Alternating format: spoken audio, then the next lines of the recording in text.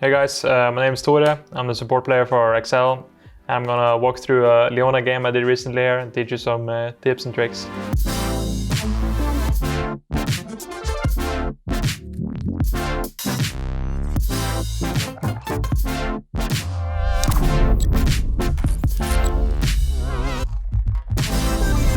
So Leona is a really good champion. Recently in the meta, she's been having a lot of good success in competitive and solo queue.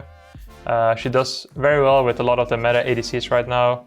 Kai'Sa, MF, yeah, even every burst AD or like ADC that has a lot of pressure early or a lot of damage.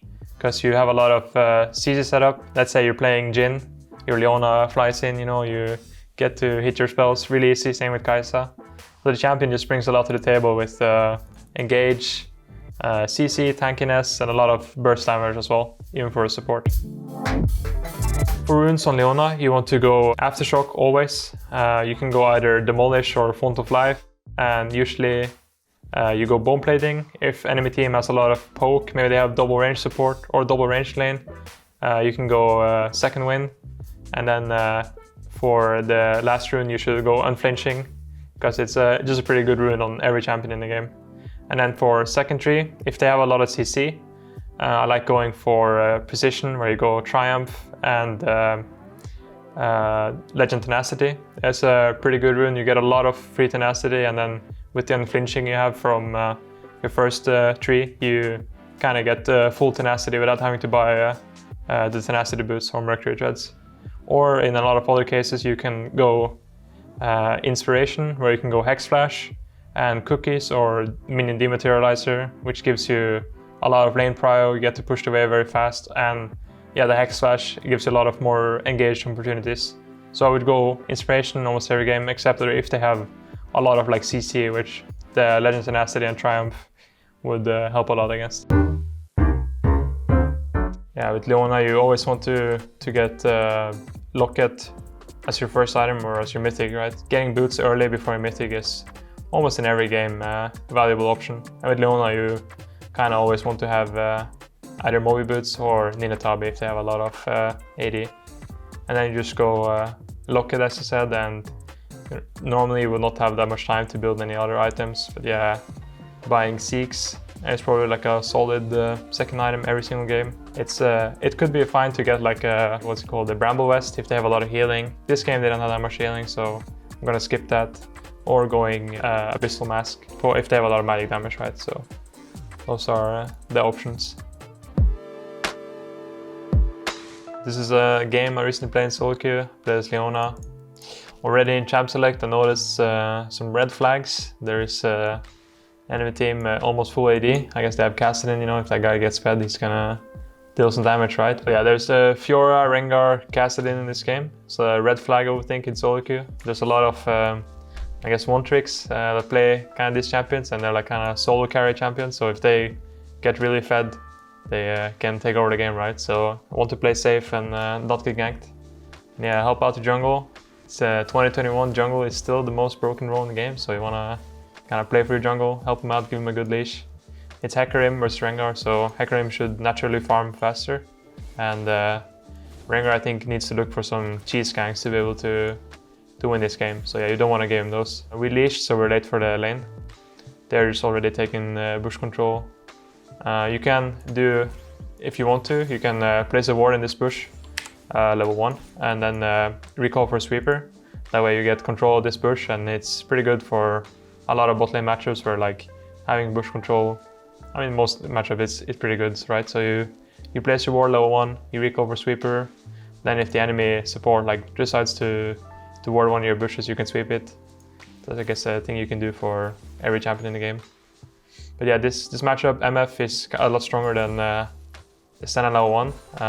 Jarvan has a lot of good poke, and I'm not really a champion yet until I hit like level 2, so we kind of just want to chill and get some levels until we can start like fighting them really. And surely not going to be that easy to fight even if we hit level 2. So kind of just want to spike, get some items on Senna. Try to not get poked down too much by MFQ and Jarvan E. With Leona you want to max W. Level 1 you can go Q or E. If your ADC is strong enough to trade a lot level 1, let's say you have a Kai'Sa, then if ADC from enemy team mispositions, you can EM level 1. It's like kind of a mini stun, and you just run at him and hit him with your ADC, and that could be kind of good. But in most cases, you want to start Q, and then you max W and then E, and then Q last, of course, and R when you can.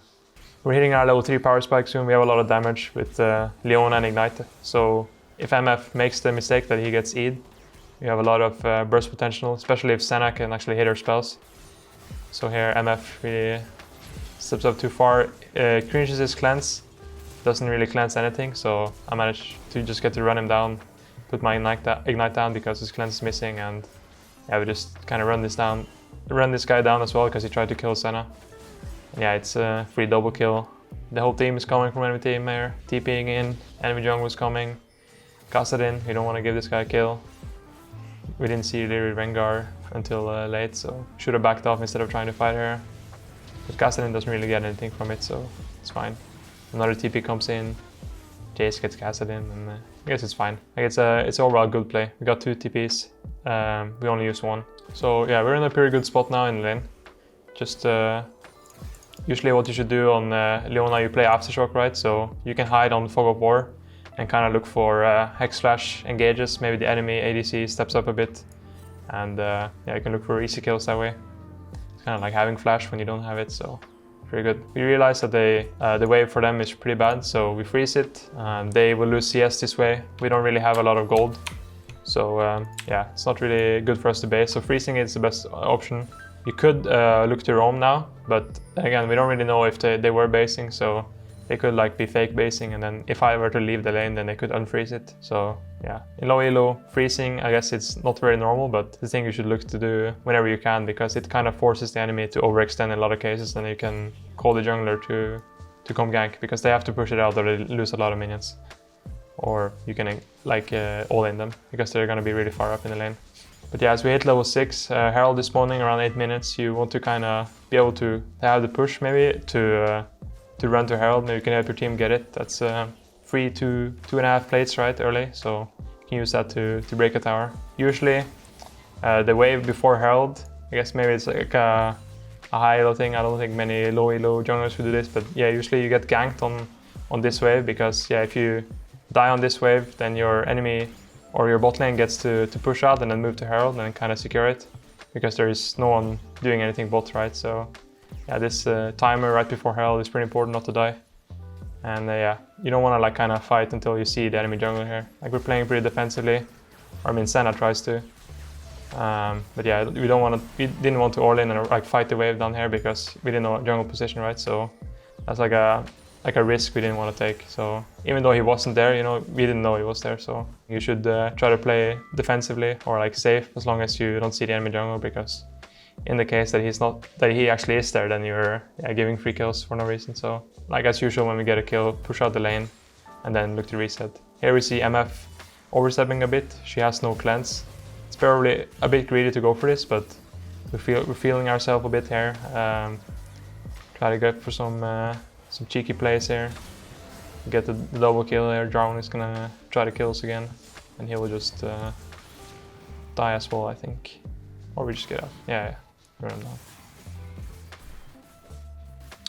Yeah, the wave is in a pretty bad position here. The Kassadin ping came kind of late, but we should be expecting it anyways.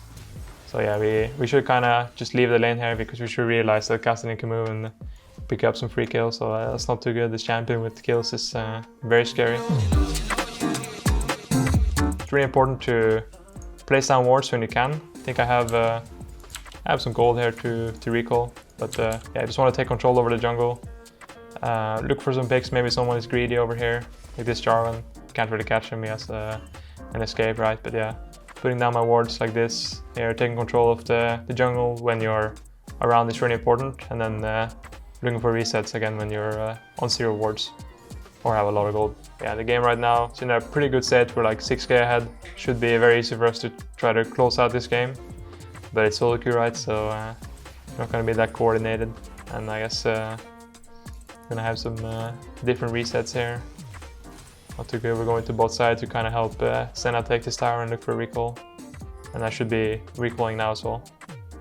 But I stay because Dragon is coming up very soon. Still got some wards. So yeah, just kind of want to stay on the map and kind of be on time for this dragon, because we are looking for the soul win condition, because enemy team kind of outscales us with this castle in here, so should be trying to play as clean as possible, secure every dragon we can, and then I guess snowball the game to victory. We want to play as clean as possible. Here we do a big mistake of not respecting the TP timers here. We're hitting mid tower as 2 here and making a play on this side, so we should kind of just be taking the wave and then running to our team down here, but instead we do a mistake here and hit the mid tower at the same time as we're making a play bolt, so they get to collapse on us, they get 3 kills. Kassadin kills me as well here. This gets the assist, so it's pretty bad. But we want to play the game the same way now. Nash is spawning. We want to be able to push these 2 lanes here and then take deep vision, or like take vision, right, and try to start Nash and make them scared. Right now dragon is spawning. The second dragon is going to be a long time until the soul actually means something. But yeah, we're on the dragon when it spawns, and our Jace steps up a bit. I think he's looking for poke probably. He gets caught here. There's no reason for him to be here. Like he gets nothing from being here. Even if he pokes someone, most likely they have lifesteal. So yeah, while we're doing the dragon, he gets caught here. Kassadin gets another shutdown. We have to be kind of scared now for the dragon. Didn't do it that fast. Here they are looking to engage. Try to find a good one shot here on Rengar, but I think engaging on them when they're kind of split like this is good, because in a lot of cases you get to one shot one guy before the flanker gets to join. So with Leona you want to be able to engage the fights first, because you're good at that. You have a lot of range with Hex Flash and ulti. You have a lot of range to engage the fight, and yeah, it's almost in every case better to be the team that's engaging, because you kind of, I guess, get to decide, right? So yeah, should look for engages when you can. Diana gets one shot here. It's not a good fight because we're like 1 man less than them, and Jace is most of our goal lead, so it ends up being I think like a quarter kill for Kassadin here. And yeah, that's just how it is. It could have ended up as a 5-0 for any team, but we pick up some kills and it's pretty good, and we get the dragon, so that's fine. Now Kassadin is closing in on his low 16 power spike. Not very good. He already has 25 stacks on his Mei Eyes. Should be looking to take him down whenever we can. And I always save some CC for him. And yeah, as Leona, you have a lot of CC, so whenever there's a Fed carry or member that doesn't have a lot of tenacity, like he doesn't have QSS, the stuns last for a long time on him, so I want to be able to look for him in every fight I can. The game is still in like the same state, like we have to try to get control around Nash so they can't like sneak it, start it, and force a bad fight on us. And we are losing both side lanes kinda, so we're in a really rough spot. So I guess what we should do is just like kinda run 5 mid.